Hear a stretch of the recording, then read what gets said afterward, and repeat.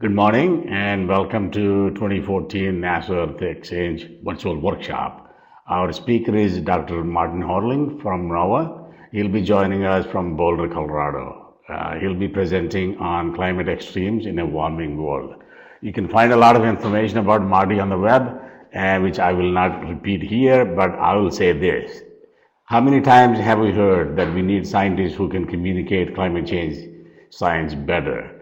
Marty is a rare blend of exceptional scientific skills and exceptional communication skills. Once I discovered that, my trips to AGU have become a lot more enjoyable. So next time when you're at AGU, please check him out. Marty is well known for his contributions in climate dynamics, but his work on diagnosing observed climate trends and extreme events and how they may or may not be related to greenhouse gas forcing is considered to be a gold standard in climate community. If you're wondering whether the drought in California or Hurricane Sandy or floods in Pakistan or heat waves in Europe are all part of a warming world, you have come to the right place. And this presentation will be of great interest to you. With that, I'll hand it over to Marty. Thank you, Rama. It's a pleasure to get to speak to the audience and to touch on the theme. It's very timely, extreme events in a warming world. I'd like to give a national perspective, and I think it's timely because the National Climate Assessment Report was just released within the last 2 weeks, and I'll try to bring in some of the highlights from that report as it speaks to extreme events. And before I even go too far down that pathway, I thought maybe we could spend a moment reviewing how we understand extreme events and what extreme events mean in relation to extreme weather. Nowadays on the internet, you can cruise through lots of data very quickly, and often the data are up to date. I was just doing that this morning where I was looking at the maximum temperature reported in the last 24 hours across the globe as an example of an extreme condition, if you will. And I ran across the number. It was 116.6 degrees Fahrenheit in Nagpur, India. The minimum was minus 92 degrees Fahrenheit at Amundsen Scott Station in Antarctica. So I look at these numbers, and anyone who might look at them might wonder, is this normal? Is it extreme? Is it extreme weather? Is it an extreme event? And this is sort of the challenge that we have in communication.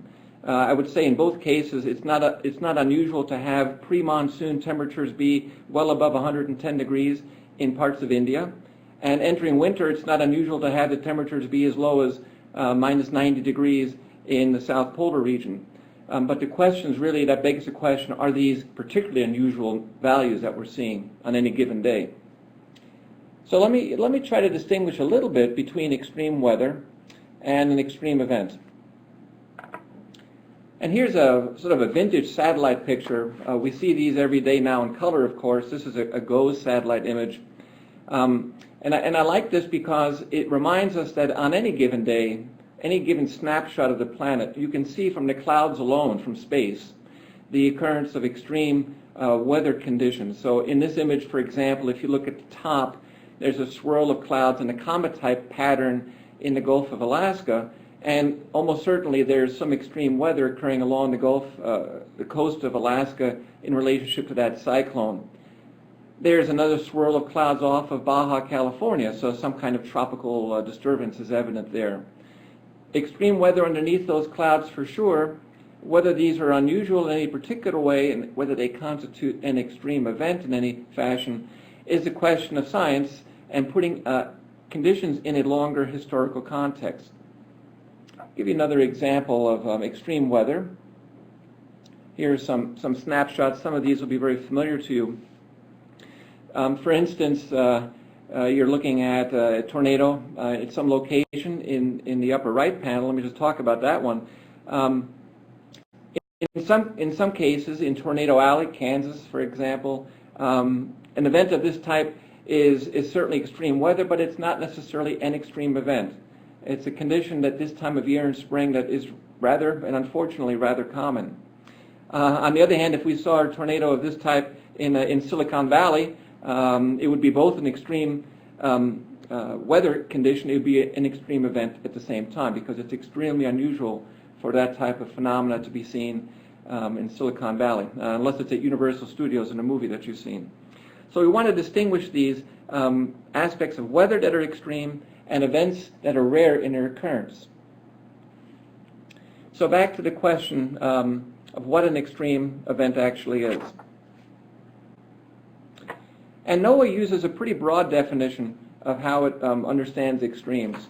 The definition that NOAA uses sort of commingles two aspects of an extreme event.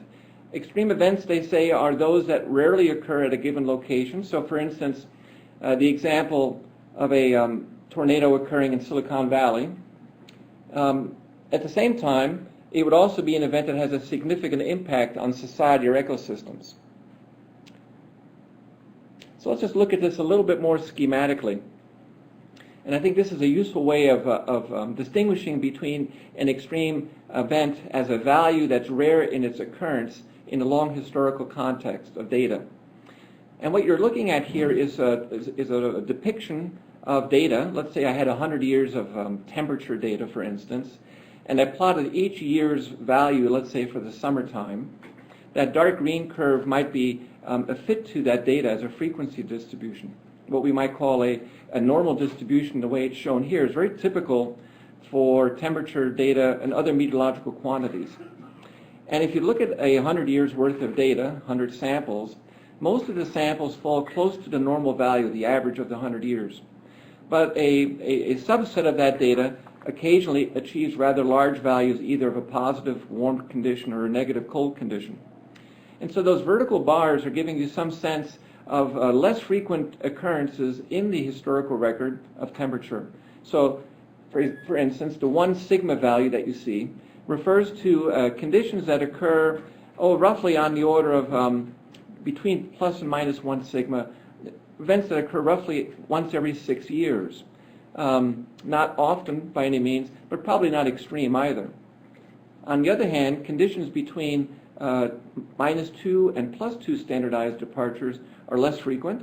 Of course, they happen on the order of something like once every 25 years.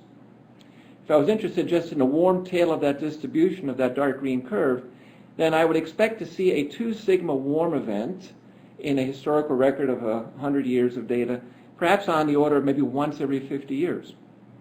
That would be an extreme event in many ways in terms of a human lifetime, to be sure. Now, the thing that we really care about in terms of climate change is how that dark green distribution may be changing in the future. If I have 100 years of data for the 21st century by comparison, perhaps that distribution will be different. Here, it's just shown as a schematic for us to discuss this. We've shifted it toward a warm end. We do expect a global warming effect to be represented by higher temperatures. We, in a simple manner here, retained the shape of that distribution and simply moved it toward the warmer side. And now what you're looking at, if you will, in that light green distribution, is a situation where we've shifted the temperature by about 1 standardized departure. And so now, in the future, what we're talking, when we talk about an extreme event, for instance, what used to be a 2 standardized departure in the 20th century now happens about as often as a 1 standardized departure in the warmer world of the 21st century. And what does that really mean in terms of statistics and frequency? Well, an event that used to happen about once every 6 years now would happen once, going the other way, once every 50 years happens once every 6 years. That's a very noticeable change in the frequency of occurrence. I mean, it's an event that used to be seen maybe once in the lifetime of a human, becomes evident once in the lifetime of a dog, for instance. So it really is a very noticeable change in the occurrence. And these are the questions that we are challenged with for extreme events as to how a warming world is affecting these statistics. Why is it important? Maybe just to touch on this, I'm sure it's obvious to many of us as to why this would be important to look at extreme event changes in a warming world. One main reason is if you look at damages that are inflicted in the U.S. by extremes, they really do break out geographically and by phenomena very nicely. For instance, in the middle top you see the billion-dollar weather disasters related to tropical storms and hurricanes. No surprise, these are mainly southeast U.S. Natural hazards that occur. Not a concern up in Montana. Likewise, if we look at droughts and heat waves, mainly a phenomena of great concern in areas where there's agriculture, and so you see maxima in California, but especially in Texas and the southeast. One other point, we look at winter storms, the societal impact of winter storms is very high in the eastern U.S., the Ohio Valley, even though winter storms are, of course, more intense in the northern Great Plains of the Dakotas and Montana. So the impact depends upon the way society has, if you will, acclimatized to these phenomena, their exposure in terms of what type of industry is exposed to these types of weather phenomena, and so as to whether they are at risk or not. The flooding one is an interesting one, sort of a bit of a personal example here. You'll notice that the billion-dollar events related to flooding have a distinct minimum, no occurrences since 1980, over the interior west from New Mexico, Colorado, and Wyoming. So if someone were looking at these types of maps and saying, hey, where should I move to avoid any concern about being affected, being exposed to an extreme weather event, and I don't want flooding in particular, they might have said, well, let's move to Colorado. This analysis was done through 2011, and I can tell you personally, having bailed out a lot of water from my basement last year, that would have been a really poor choice in hindsight. So 30 years of data may not be a very effective, long enough time series to really know what your exposure is to an extreme event. And of course, then the question becomes, how are the likelihoods of events of these types that you see in the 6-panel map, how might they be changing over the next 30 years as the planet continues to warm? Or simply as we have another 30 years of data in which there's variability of a different sort, for no reason related to climate change necessarily at all. This is a schematic. It appears in the Intergovernmental Panel of Climate Change's 4th assessment report. It's meant to illustrate some of the complexity of the impacts, disaster impacts of a extreme event. And it's made in such a way as to show an overlap between the vulnerability that a society or a person, an individual may have. So let's think about hurricanes, for example. We would all be vulnerable to the impact of a hurricane. However, if we lived in Montana or southern Canada, as opposed to living on the southeast Gulf Coast, our exposure is very, very different. If we choose to move from Montana to Florida, then our vulnerability becomes commingled with an exposure. And then when an event happens, of course, a disaster can occur if for some reason the phenomena itself, hurricanes or storm surges related to such hurricanes, if they also are changing, then that disaster risk may be increasing even more than what we had expected from historical data. So there's this complicated dance between our vulnerability to extremes, how we're exposed to them, and how weather and climate events are evolving and changing through time. So how do we know if extremes are changing? And this gets very much into the fabric of the types of data sets which NOAA and NASA are creating to allow people to better inform themselves as to the nature of weather and climate, how it varies through time, maybe what the factors are. And there are repositories of data. NASA is, of course, creating one that's going to be very important for the nation in the context of climate change and variability. NOAA has been a steward for data also. I just give you here a list of these various data sets that you can follow up on and learn more about them. Some of these, the first two, are observational. The NASA data set is fundamentally a satellite observed data set. It's part of the Earth System Enterprise that NASA, it's the centerpiece of what NASA does in its Earth Science Enterprise. The modeling at the very bottom is based on the same experiments that have been used in the IPCC assessment of climate change, and these data are available to a broader community of scientists or anyone who wishes to use these data to make their own assessments of impacts. So I'm going to give a couple of examples of extreme events that maybe we don't think about as being an event in any simple sense like a tornado, but nonetheless these are extreme values, and they are indeed events of a type. Carbon dioxide concentration here is a value that we monitor as a state of the climate system that is important as a forcing of climate. This time series goes back from year 1000 to present. We can actually reconstruct these data back tens of thousands of years from ice core samples. But the point here is just to illustrate a radical change in the carbon dioxide concentration in the last 100 years. This time series ends in year 2000, and the value was about 388 parts per million at the end of that year. Looking at April 2014, the latest value is about 401 parts per million. So carbon dioxide continues to increase its loading in the atmosphere. 1 year earlier, in April of 2013, the value was 398 parts per million. So it increased about 3 units, almost 1% in 1 year. That's a very large increase. The increase has been exponential. It has been on the order of 0.5 to 1% per year.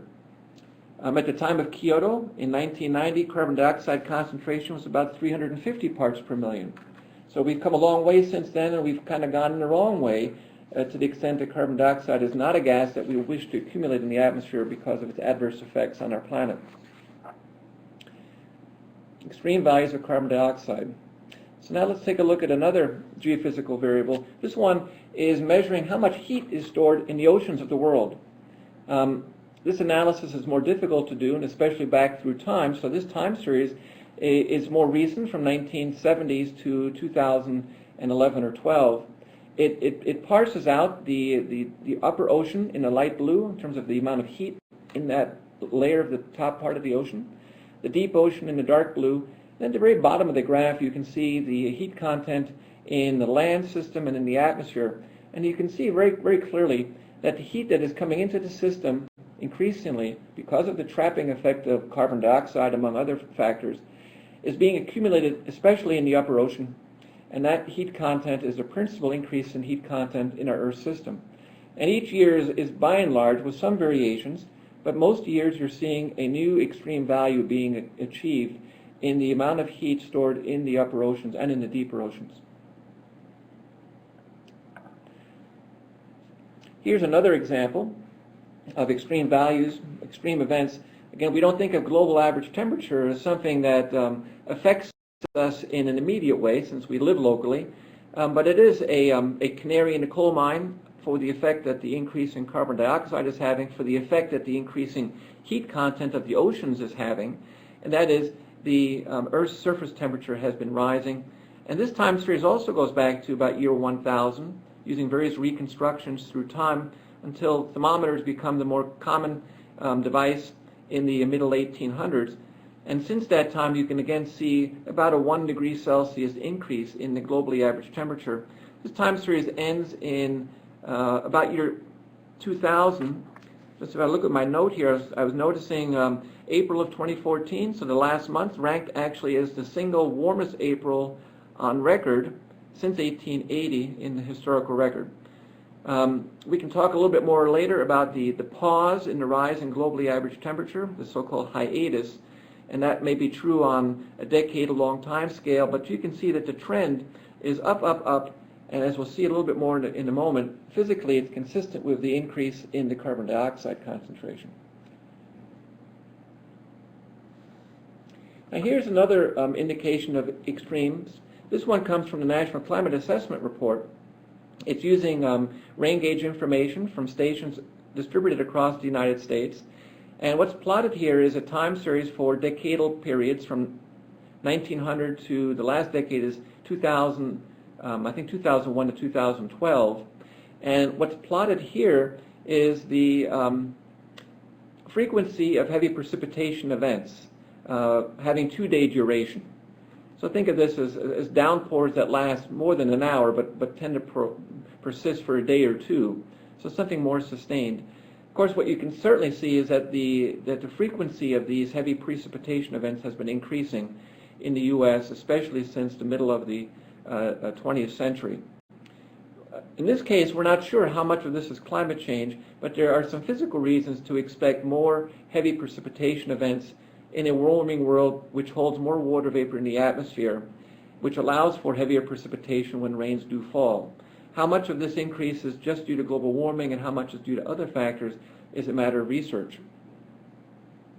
There's a spatial pattern to this which is very interesting, and that's shown in this next map. So this shows the spatial pattern of effectively the trend in extreme rainfall over the United States since 1958. It's interesting because it still lacks somewhat of an explanation as to why there is such a regional difference. So looking out in the west, in California, in the region of the southwest, really not very much change in the very heavy precipitation events that the downpours and so forth. They can cause flooding, if you will, rapid flooding, flash flooding events. Not too much of this is trending in the southwest. Most of the increasing frequency is occurring in the northeast. Is this a signature of climate change as a pattern over the U.S.? How much of the magnitude of these changes are due to climate change are questions that we currently really don't know. This is again a picture you'll find in the National Climate Assessment Report. So how do we go about determining the effect that human influences have on climate and extremes? And there's several different ways in which we go about this. Certainly as scientists, there's a physical understanding that allows us to take our training in terms of the physics of how the Earth system works. There's observations of how we monitor the planet and what that data tells us about the relationship between human influences through time. So long time series are very important. And there's models that we run that test certain cause-effect relationships. And I'll give you some examples of each of those. So here's a fairly basic one. It's very suggestive, but it ties into the physical relationship between carbon dioxide and temperature of the planet. This is certainly, that relationship has been known for a very long time. The recent scientific community has not discovered that relationship by any means. So it dates back hundreds of years in terms of the literature of early science. And what you're seeing here is a time series of the carbon dioxide concentration, which is that solid line, plotted on top of the globally average temperature in the bar graphs. And it's no coincidence how close those two align with one another, both in terms of the warm period that you see in the reds in the recent several decades, but also the slope of those curves. Some call this sort of a hockey stick type curve with the upward trend steepening in the last several decades. So the exponential increase in the carbon dioxide, about 1% per year, is seeing an accelerated increase in the globally average temperature in the last several decades. And you can also see the sort of the pause in the rate of rise briefly in the last decade at the very top, where our highest temperature still for the globe for the annual was 1998. And we've not quite eclipsed that, although I did mention April 2014 has now broken the all-time warmest April record. So a physical understanding is one way we go about it. Another one is monitoring the Earth. In part, we monitor through space with satellites. We monitor in situ with various observing systems that are in the oceans, in the atmosphere, on the land surfaces. This image actually is a spaceborne estimate from the NASA Earth Observatory, and it compares two snapshots of the Arctic sea ice. One to the left is a September 1984 image, and then the other one to the right is roughly 30 years later for the same time of year. These times of year, by the way, are near the minimum in the Arctic sea ice that normally occurs in the seasonal cycle as the Earth warms and cools through the course of the year. And you can see by eye very clearly the reduction in the sea ice extent. And this reduction is consistent with a warming planet. It's consistent with the expectations from theory. It's consistent with the climate simulations that are being used in the IPCC reports, for instance. It's another example of an extreme condition, an extreme event, an extreme value that is having a substantial effect on society and ecosystems in the Arctic regions. Again, I was looking at the most recent value through mid-May of 2014, which the National Snow and Ice Data Center monitors this condition. And the current condition, as of mid-May 2014, is that the departure right now is about 1.5 standardized departures below the normal. Remember, I showed you the bell-shaped curve before. So right now we're in a situation where we're looking at a condition that is a very unusual depleted state again in 2014 as it has been in prior years. Let's look at another example. So some have said, well, the planet certainly is sensitive to the output of energy from the sun. And could we not be seeing solar activity driving the temperatures of the planet? And of course, we do have that type of sensitivity, but the solar cycle is such as to be a much shorter duration. It's on the order of 11-year cycle between the peaks and valleys, so that the long-term upward trend that you'd seen in the time series of temperature can't be reconciled with the solar forcing. So here, just to illustrate this, what you're looking at is a time series of globally average temperature in the blue curve, This is now since 1976, so it's a short period, 30 years.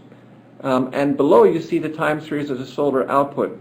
And you can also see the minimum in the solar output in the last 5 to 10 year period, which has perhaps contributed to also a bit of a pause in the rising rate of the globally average temperature, among other factors that have been called out. But certainly the upward trend is inconsistent with a cycle of solar variability. And one other approach that we use to understanding the way our climate is responding to human influences is to do climate simulations. I'll just give you one quick snapshot of that, remembering that these data sets can be accessed through the Climate Model Intercomparison, the PCMDI site, for which you have a link in the earlier slide. What you're looking at here is a time series of globally average temperature. The black curve at the very top is the observed. And then there's an envelope in yellow with a red line that cuts through the middle of the envelope, is an average and a spread of a multitude of models that have been run back through time from 1900 up to present. And what these models, these are atmospheric models with the ocean coupled to the atmosphere, coupled to the land, and in some cases coupled to the chemistry and the carbon dioxide changes, methane changes, and aerosols and so forth are specified. And what these experiments are telling us is that when we drive these climate models with what we know to be the changing forcing of the planet, we recover significant characteristics of the globally average temperature variability through time. Now you might say, well, it could just be coincidence. Could it be the right answer for the wrong reason? Well, the scientific community tests that vigorously. We're skeptics by heart. That's the nature of our science. We test and retest. One of the ways we do that is the cloud here is based on the order of 20 or 30 different global modeling centers that undertake this exercise. So we don't trust each other, and that's good, because we want to see that we can confirm each other's results, and this very much confirms that. But we also wonder, well, what happens if we change the way we force our system in the modeling world? And the lower graph illustrates that example. In the lower graph, again, the observed time series is replicated. You see that in the black. And then the blue cloud now is a set of experiments using the same models, more or less, in which there is no increase in carbon dioxide, methane, and so forth. The only thing that's allowed to vary in these experiments at the bottom are the volcanic occurrences. So you see the names of them, El Chichon and Pinatubo most recently. And also the solar variability, which I had shown you in the prior slide. And what begins to emerge in this analysis of that set of runs is a separation between the observed time series and the runs that are forced only with the natural variations of solar and volcanoes. Beginning in the late 1970s, those two curves separate to the extent that there's no overlap at all by the end of the simulation. You really do need to have the changing Hi Marty, you dropped again from your side. To explain the increase in global temperatures and the growing extreme values in temperatures that are happening. All right. So are extreme events changing over time, and if so, why? Of course, I could spend many hours trying to answer that question with you, and I think you'll find a lot of literature that helps you guide the way, and I'll try to point you to some of that. And I'm just going to call out a few of the statements that have been most recently made by the Intergovernmental Panel on Climate Change and by the National Climate Assessment for a national focus.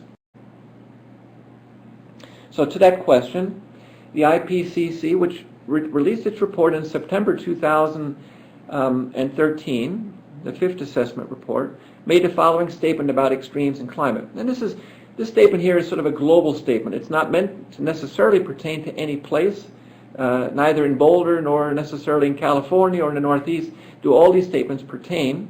One does have to look at these issues at a local scale on their own merits. But these are gross statements for the globe as a whole.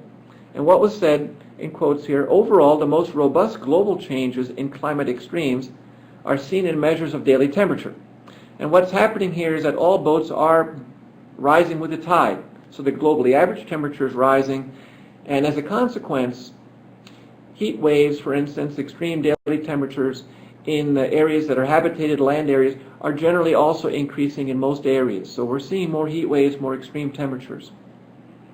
Precipitation extremes also appear to be increasing. Notice the language isn't quite as certain here. And they point out there's large spatial variability in those, and those are not yet well explained or understood. And then it goes on to say there's limited evidence of changes in extremes associated with other climate variables in the last half century or so. Which of these are they talking about? These would include severe thunderstorms, tornadoes, even hurricanes to some extent, although we'll come back to that. There's some complexity with regard to the hurricane story. So there's a whole class of events that have significant societal effects for which the evidence for change is much weaker than for other classes of events, such as especially heat waves and daily extreme temperatures. The National Climate Assessment Report just came out, and here I've just highlighted, there's a bit of text on this, but I'll read through it because I think it's worthwhile to know what these words actually mean. They highlight extreme weather, and then they give examples for hurricanes and severe storms.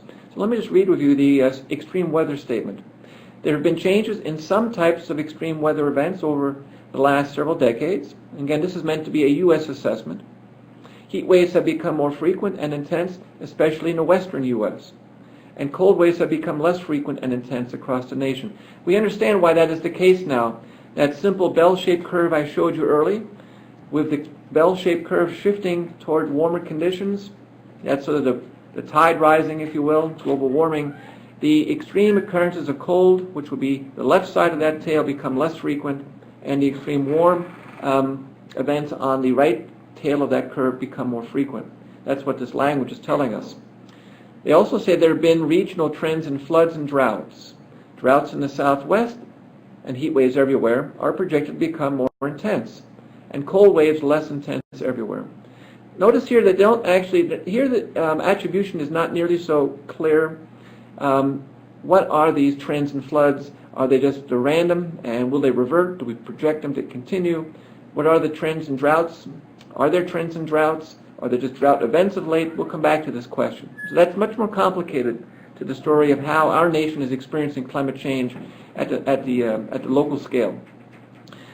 I wanted to call out the hurricanes, and I won't read the last one on severe storms, but hurricanes is a very important one to call out. It's stated here that the intensity, the frequency, and duration of North Atlantic hurricanes, to which the U.S. is especially vulnerable, as well as the frequency of the strongest storms, Category 4 and 5, have all increased since the early 1980s. And the last part of that sentence is a very important caveat on what is being stated here. Because if you go back in time and try to reproduce these records of intense hurricanes through time, number one, it's difficult to do. The observations, the satellite era is very, very important to detecting these storms over oceans where in the past they may not have been as readily seen, although typically the big storms are more readily noted in ship observations and other indicators. But if you look at a time series of those storms before the 1980s, you'll find decades of more and decades of less abundant storms. So the increase in the recent several decades is consistent with some ocean variability that is perhaps only partly related, if at all, to climate change. So the attribution of this increasing frequency of strong Atlantic hurricanes to human influence is not at all clear at this point in time, despite that there has been a cycle toward more frequent behavior. All right. So on to droughts a little bit more, and here's a example that's called out in the National Climate Assessment using the Texas summertime 2011 drought and heat wave. And it's a good example. I like this curve in particular because it shows a history through a scatter plot between temperature on the y-axis, the up and down axis, and precipitation on the horizontal x-axis for summertime conditions from data that's 1919 to 2012. So each data point is one summer in that record that's almost 100 years in duration. And highlighted in the larger red dot is the 2011 condition. And when looked at in isolation without knowing about the other data, well, I should say in relation to the other data, I should actually say, it seems to be an outlier, and it would compel an argument that it seems to be outlying in a way that's consistent with what a warming planet would do, i.e. the highest temperature in summer in that record, and perhaps that is as a consequence of climate change. But at the same time, it's also the driest occurrence in the record, and we know that there's a strong relationship between drought and heat waves, and you can see that scatter relationship has a very strong fit to it, so that the wetter Generally you have the cooler summers, and the drier are generally the hotter summers. So really, in order to understand why it was such a heat wave in Texas in 2011, you really need to explain why the precipitation failed to fall that summer over Texas. And I'm just going to read the last sentence and what the National Climate Assessment states on that. It says, an analysis has shown that the probability of such an event has more than doubled as a result of human-induced climate change. I'm somewhat familiar with that analysis. It cites a paper that I was a lead author on. And in that report, we found that the temperature the extreme temperatures have increased in probability perhaps by a factor of 2 due to a warming planet. But the dry conditions, i.e. the lack of rainfall, has not been materially affected by climate change. So that sentence is a little bit confusing in that the drought, which was mainly a consequence of the lack of rain, and the heat wave, which was largely affected by the increase by the lack of rain. The drought itself was not so much a climate change drought, and the heat wave was somewhat affected by climate change, but mainly affected by the lack of cloud cover due to the drought. These are complicated stories to tell, and it's difficult, of course, in one figure, as done here in the National Climate Assessment, with a few sentences to make all those nuances clear. U.S. droughts. The next year we saw another drought. 2012, the Great Plains had a severe drought. It harkened back on the Dust Bowl era. It was a drought that came on rather suddenly. It was in an area north of where the Texas drought was the year before. This is just a real simple graph showing a ranking for percent of the U.S. covered by drought for various months in the historical record. And you'll notice that 2012, despite the fact that we had a large spatial footprint of drought coverage, was not as extreme as July 1934 or even the 1950s. So we've seen events of this type before. The question is whether there's something particular about the event that's happening now. And the same might be asked about the story in California, which is in 3 years of drought. We'll touch on that briefly at the very end. So how do we monitor drought? There's different ways of monitoring drought. One is to estimate it using an index called the Palmer Drought Severity Index, which takes precipitation and temperature measurements that are observed and infers the soil moisture from such data. Satellite measurements are increasingly being used, back to the NASA Earth Observatory data sets. NDVI, a measure of the health of vegetation, is another very powerful data set. Those don't allow us to go back in time as far as we can reconstruct with this Palmer Index. In this case, it's back to 1895. But these are also very powerful ways from space to monitor the health of our planet or events of an extreme type. In this analysis, you're looking at a time series of the Palmer Drought Index from 1895, and the last tick mark is 2013. It's averaged over the Great Plains region, a large swath from Canada down through Texas. And the thing you can see right away is there's not really a trend in this time series. There's a lot of variability in the time series. The 1930s and 1950s really stand out as droughts of record, and you can see the more recent couple of years have also been dry, and the question is this just another one of those events like we saw 30 and 50 odd years ago, or is it something emergent that will continue to go down into a dry regime for many, many years? So it's useful to compare, and here again data is very useful in this regard with historical records. NOAA again keeps track of the Palmer Drought Index and creates an update every month, usually almost real time. The National Climate Data Center allows us to extract historical maps, and I'm just giving you some flavor of this historical comparison. In this case, I'm going to compare the map of the Texas drought that occurred in 2011, we just talked about it, to the 1950s case. So you see a map of the 1950s case in the lower right and the 2011 case in the upper left. And again, I reproduced a time series as a historical reference. And you can see a lot of similarity between those two droughts. They have very similar footprints.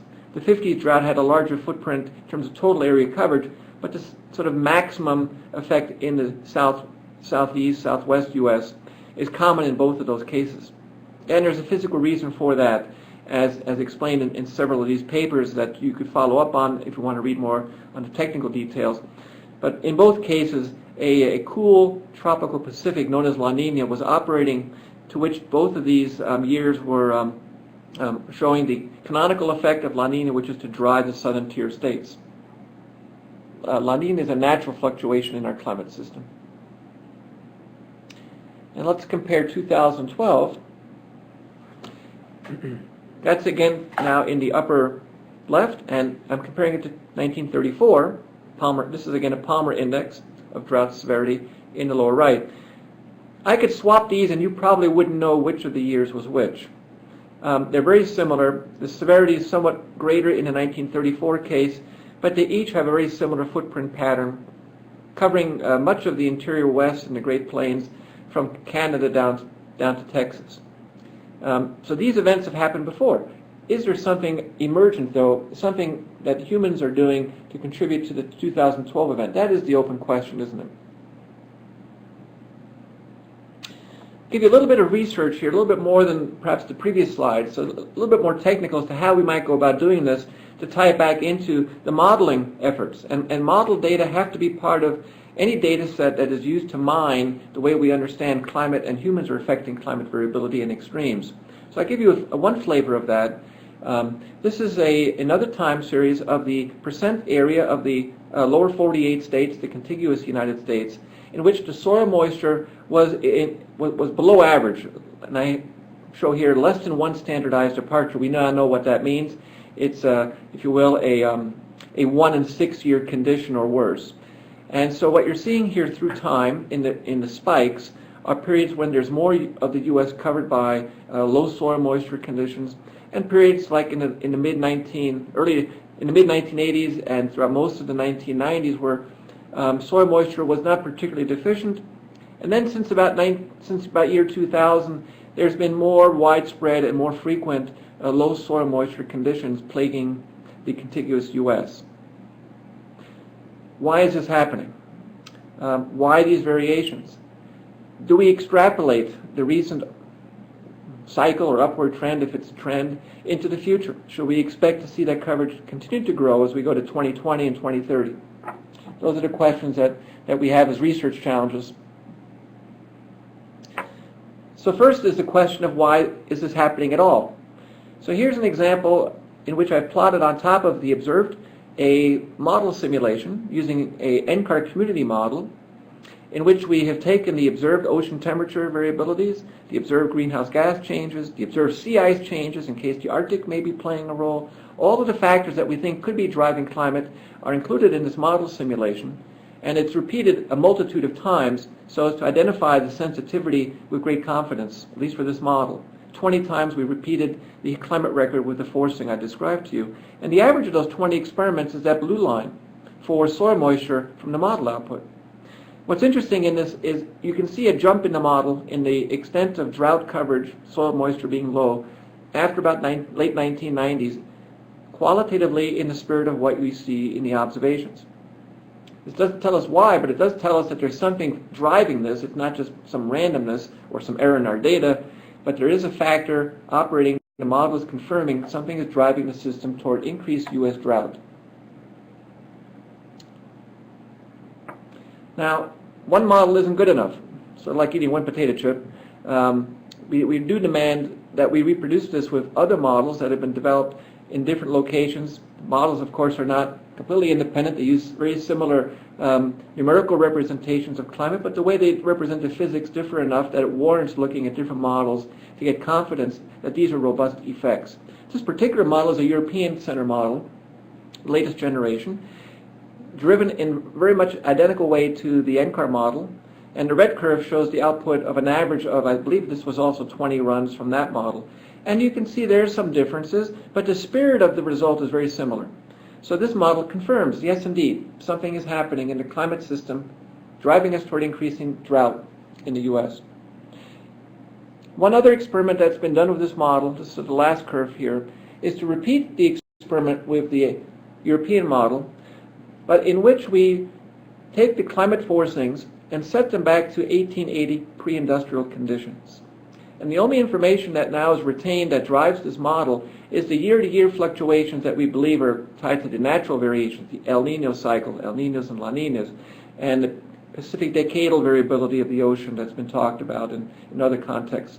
So there's no long-term trend left in the forcing of the data. There's no change in the carbon dioxide, no change in sea ice concentration. And the trace gases are set to pre-industrial. That's the green curve. And what's interesting in this is that the green curve is almost indistinguishable from the red curve, the same model force with the factors that include climate change. This helps us appreciate that natural variability has likely been driving the U.S. in the last decade or so to a drier, lower soil moisture condition, that it has not generally been due to climate change per se. Not to say that climate change isn't affecting it, but it's not the dominant effect that has been operating in the last decade or two.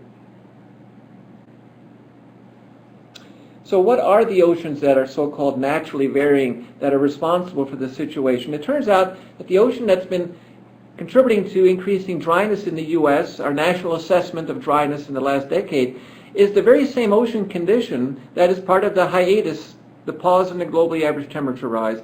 And as you'll see in a subsequent slide, it's the very same ocean condition that popped up in the 1930s and 1950s that NASA scientists had first identified as being important in driving the Dust Bowl. So we've seen this ocean before. I won't say it's a friend of ours, but it's familiar to us.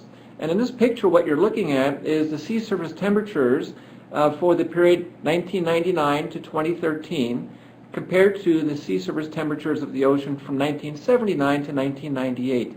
The blues tell us that the ocean has been colder in the last decade, and the reds tell us that they've been warmer. They've been cold where? Mainly in the tropical Pacific. They've been warm where? Mainly in the North Atlantic. These two patterns are part of natural decadal variability of the ocean, and it's very important for the drought environment over the contiguous United States, both California, the Great Plains, especially the southern Great Plains. Why is that? Well, it has to do in part with the way storms move across the U.S. from the Pacific, and it also has to do in part with the way moisture finds its way into the continent from the Gulf of Mexico and the Caribbean, where there's abundant moisture in the warm pool regions of the Gulf of Mexico region. The contours here are just schematic. They're meant to illustrate the sense of the airflow that brings moisture into the continental U.S. High pressure, the Azores high that is anchored in summertime in particular in that region of the central Atlantic. But during the, and that's sort of a schematic of normal conditions. During the Dust Bowl period in the 1950s, NASA scientist Siegfried Schubert and colleagues in 2004 published a paper that illustrated with a contour that's shown here in red, that the wind pattern was changed during that period in the manner shown, so that the typical fetch of air into the U.S. from the Gulf was shunted to the south, and so you had dryness, you didn't have the abundance of water vapor coming in. And beneath these curves are, in light shades, the sea surface temperatures during the 1930s in particular. And you can toggle back and forth at your leisure in this talk, but what you'll see is that this 1930s ocean condition is very reminiscent of what we're experiencing right now. These are part of the natural cycles in our climate system. That's what makes it difficult sometimes to speak about extreme events in a varying climate when we're also trying to identify the extremes that are changing due to human influence. These are compounding factors. So in closing, I'm just going to leave this as a sort of a thought-provoking slide. So I'll ask the question, what does the recent drought behavior in the U.S. tell us of the future? And I don't want to leave the impression that climate change will not reduce the amount of soil moisture in the future. It will. But the types of droughts that we're still experiencing today are much more similar to the types of droughts that we've experienced over the last century and before. Mainly precipitation driven, the lack of rainfall like in California this past winter, like in the Great Plains in 2012, like in Texas in 2011. These are droughts due to the lack of rainfall. By and large, rainfall is expected to increase over much of California, over much of the Great Plains, especially the northern Great Plains and central Great Plains, as climate continues to warm. But also, temperature is expected to increase. Under the more aggressive scenario of IPCC, temperatures in the U.S. could warm as much as 5 to 10 degrees Fahrenheit by the end of the 21st century. What that will inevitably do is reduce the amount of soil moisture. As an indicator of agricultural drought, as a health of the system that feeds into streams and reservoirs, in aggregate, that will bleed off the water that's available as a resource for society to work with. It'll be a different type of drought than the droughts that we're currently experiencing, but droughts will inevitably increase if the planet warms at the rate that's projected in the more aggressive scenarios. I have one more slide, I think, here at the end, which is just additional information, some resources that may help you. I wanted to mention real quick at the bottom of that list, there is an annual report that comes out of the American Meteorological Society. published in the Bulletin of the American Meteorological Society. BAMS is the acronym. And this report provides an assessment of extreme events, extreme weather that occurred in the previous calendar year. I'm a co-editor on this with other colleagues in NOAA and internationally. And the next report, we now have about 20 some odd papers submitted, is in review. The next report will be published, I believe, in September of 2014. That will highlight a variety of extreme events around the globe that occurred in the year 2013. So pay attention to that when it comes out. I think you'll find it interesting. It'll be touching on California drought. There's a host of papers. It'll be touching on flooding events and also Australian severe weather and so forth. And this is an annual publication, so it'll be ongoing. And with that, I'll close and welcome any questions or comments that you might have.